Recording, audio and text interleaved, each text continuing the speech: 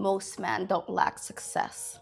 They lack control. Welcome to the M Protocol. This is not a course. It's a controlled system designed to rebuild how you operate under pressure. We don't motivate, we enforce standards. This is for men who have achieved but are no longer in full control of their discipline, decisions, and presence. And because of that, not everyone gets access.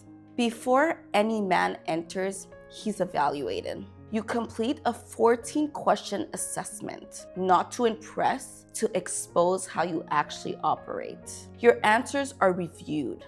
Verdict: qualified or not ready yet.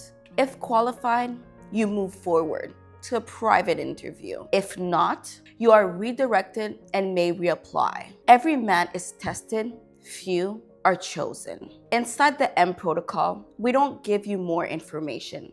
We identify where you're leaking, we remove it, and we replace it with structure. Your execution is tracked. Your behaviors is corrected. Your standards are enforced daily. No guessing, no hiding, no excuses, only proof. You don't leave with motivation. You leave with the system you operate from every day.